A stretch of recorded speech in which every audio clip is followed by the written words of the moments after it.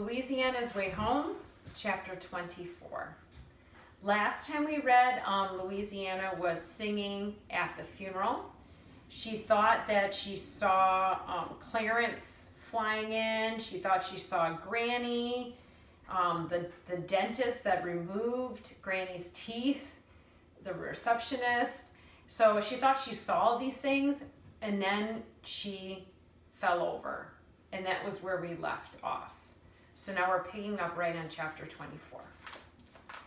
I woke up in Reverend Overtask's office. I was on the floor and my head was on a pillow made out of a scratchy tweed jacket. Reverend Overtask was sitting at his desk staring down at me. "Ah," he said, "there you are." "Here I am," I said. "You fainted." The sun was shining in through Reverend Overtask's window and landing right on his head, so that he looked like a walrus in a religious painting. Not that I'd ever seen a walrus in a religious painting. Camels, yes, and also horses, and sometimes dogs, and angels, of course. There are always angels in religious paintings. You don't see that many angels in real life, though.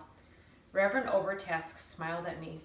"Mourners faint at funerals," he said. "It's a common occurrence, but you are the first musician I've ever known to faint mid-song. Miss Lulu is supremely agitated, of course. She likes for things to go a certain way, a predictable way." Well, I understood that feeling. Not that I've ever experienced things going a predictable way. I closed my eyes.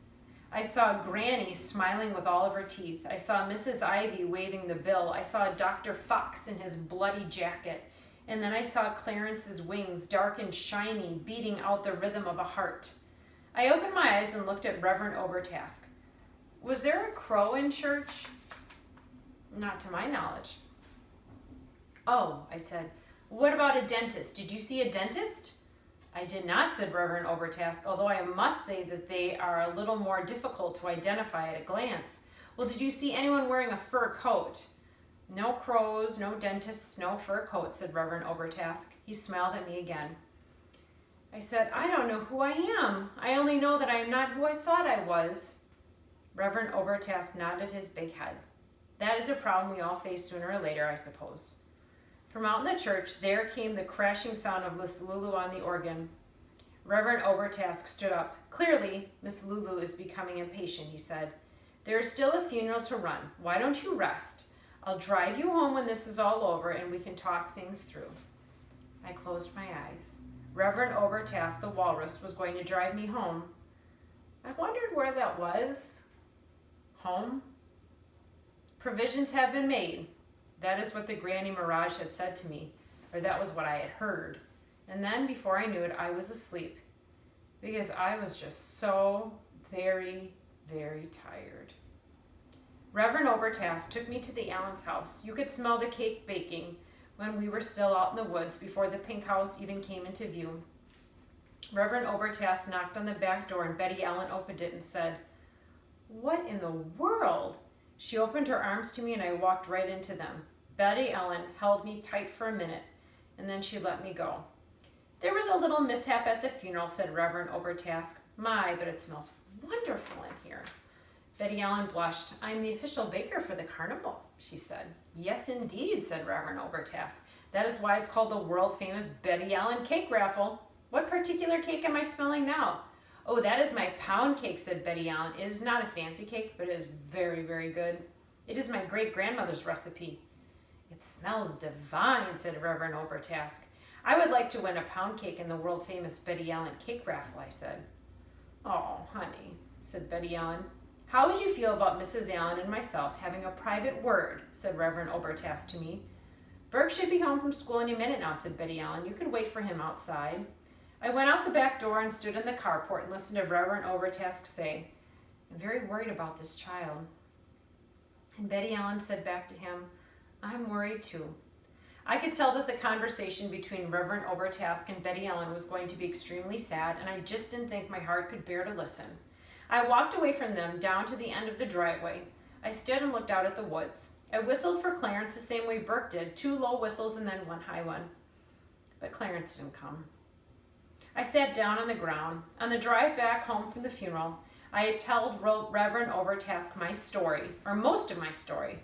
I did not tell him that Granny was gone because I did not want Reverend Obertast to contact the authorities. In any case, I started with Alphier, Nebraska, and the stage and the sundering that occurred there. I told him about the letter from the fake Granny and how it told the story of a magician walking away from his daughter without saying anything to her at all.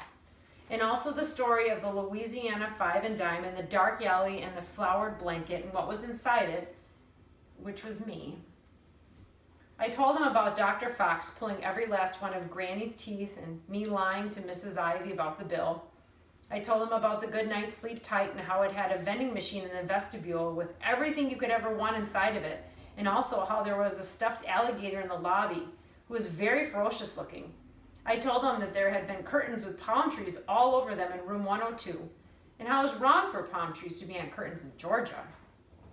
I told him that Bernice was holding my suitcase for ransom, and that I would probably never see it again.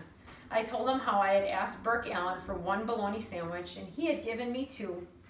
I told him that Betty Allen was making 17 cakes, 17! And that the grandfather, Burke Allen, had given me his bowl of ice cream with chocolate sauce and peanuts on top of it, and that he held my hand while I ate it. I told him about Beverly and Ramey. I told him about Buddy, the one-eyed dog, and how the 3 of us rescued him together. I told him about Archie, King of the Cats, and how once he had found his way back to me. I told him about the time I almost drowned, and that the blue fairy had shown up underwater smiling at me and holding out her arms, and that part of me wanted to go with her deeper into the pond.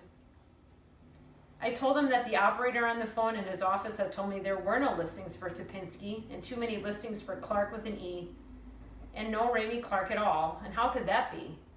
And speaking of how things could be, I asked him again how anybody could leave a baby in an alley. How could that be? How could it? Reverend Obertast stared straight ahead at the road the whole time I was talking. And here was the surprising thing. He cried.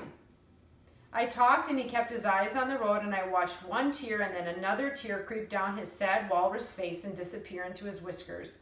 When we got to the Good Night Sleep Tight, I said to Reverend Obertast, I want to get my suitcase back from Bernice, and I want to go to the Allen's house because Granny is still unwell and needs to get a healing sleep. Reverend Obertast said, please wait here, Louisiana. He went into the motel office, and a few minutes later he came walking out with my suitcase. The suitcase looked very small in his big hand. And when he got back into the car, Reverend Obertast turned to me and said, I want you to know something, Louisiana. We all at some point have to decide who we want to be in this world.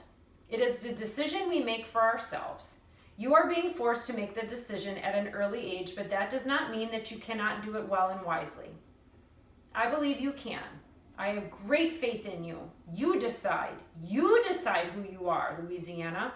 Do you understand? I told him that I did understand, even though I wasn't so certain that I did. And another thing he said, you will never understand why your parents left you in that alley. It is impossible to understand, but it may be necessary for you to forgive them, for your own sake, without ever truly understanding what they did. Okay? His face was so serious and sad that I said, yes, Reverend Obertast, I understand. But I didn't understand. How could I forgive people who had never shown me any kindness? How could I forgive people who had left me behind without loving me at all? And so it came to pass that I found myself sitting at the end of a long driveway in front of a pink house that smelled like cake, thinking about forgiveness and who I wanted to be in this world.